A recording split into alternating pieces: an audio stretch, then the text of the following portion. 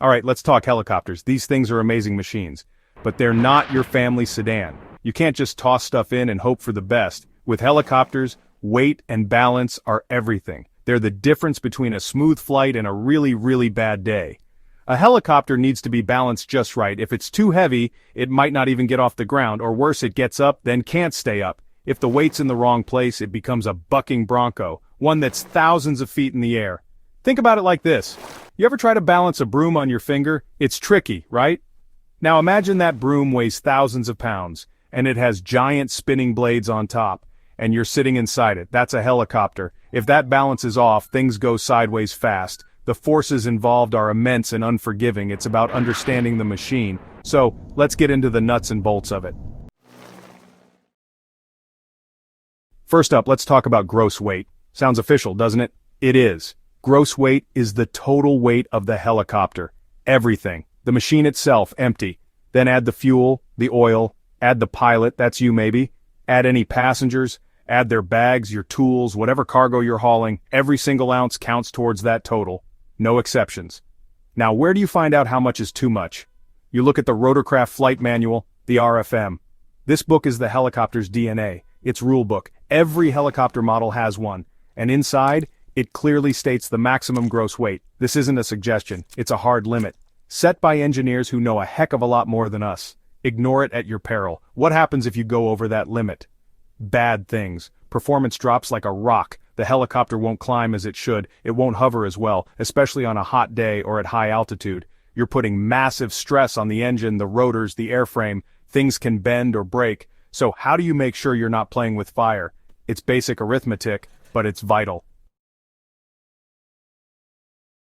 It's not just about how much weight, it's also about where that weight is. This brings us to the center of gravity, or CG for short. Imagine the helicopter is perfectly balanced on a single point, like a pinhead. That point is the CG. It's the theoretical point where the entire weight of the helicopter is concentrated. Finding this spot and keeping it where it needs to be is critical. It's a delicate dance, this CG thing. Why does this balancing point matter so much? Well, if the CG is too far forward, the nose will want to dip. Constantly, you'll be fighting the controls just to keep it level. If the CG is too far aft, too far back, the tail will want to drop, the nose will pitch up. This can be even more dangerous. It can make the helicopter unstable, and incredibly difficult, if not impossible, to control. Neither scenario is good for your health. Once again, your best friend is the RFM, the Rotorcraft Flight Manual. It doesn't just list the maximum weight. It also specifies the allowable range for the center of gravity. There's a forward limit, and an aft limit. Your calculated CG must fall between these 2 points. This range isn't just picked out of a hat. Section 4, the nitty-gritty charts, manuals, and making it work. So, how do you actually do this dirty job? How do you calculate the weight and CG? It starts with accurate information. You need the helicopter's current basic empty weight and its empty weight CG. This information is specific to particular helicopter. It's found in the aircraft's weight and balance records. These records must be up to date, reflecting any changes to the aircraft. No guessing here. Get the real numbers. Next, you'll use loading charts and diagrams. These are also in the RFM, or sometimes in a separate weight and balance manual. These charts tell you the arm or station for each seat, for each baggage compartment, for the fuel tanks. The arm is just a distance measured from a specific point called the reference datum. It tells you how far forward or aft each item is.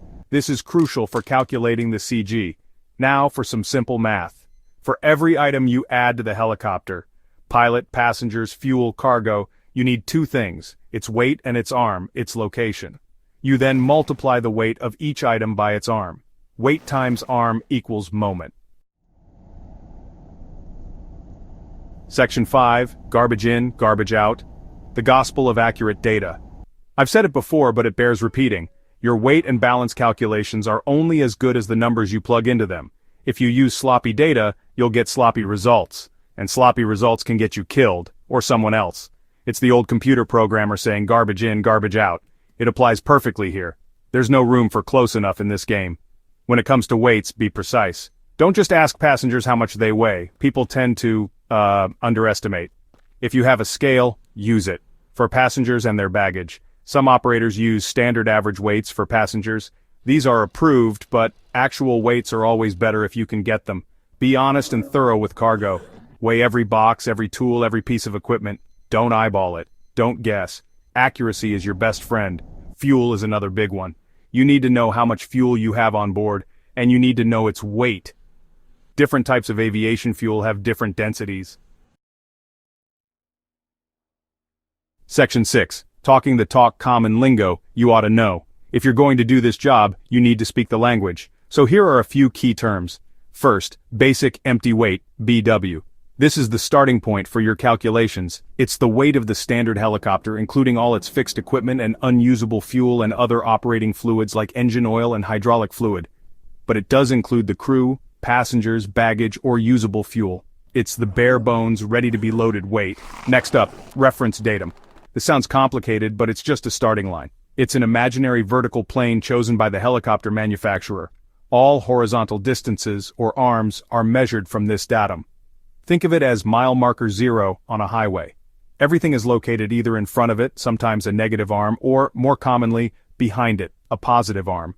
Its exact location is specified in the RFM.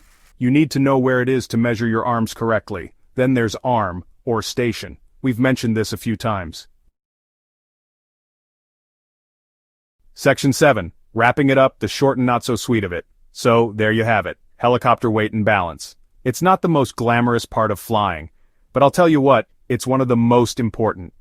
Getting this right isn't just about following rules, it's about fundamental safety, it's about professionalism, it's about ensuring that, when those rotors start turning, everyone involved has the best possible chance of things going smoothly. Don't ever cut corners on this. Let's quickly go over the main steps again. Know your helicopter's current basic empty weight and empty weight CG. This is your starting point. Then account for everything you're adding. Crew, passengers, fuel, cargo. Get their accurate weights and their correct arms from the RFM. Calculate the moment for each item. Add up all weights to get your gross weight. Add up all moments to get your total moment. Divide total moment by gross weight to find your loaded CG. Then check those final numbers against the RFM limits. And remember, the Rotorcraft Flight Manual is your ultimate authority. It's specific to your helicopter model. Don't use data from a different model. Don't rely on memory or what someone else told you. Open the book, read the charts, understand the limitations.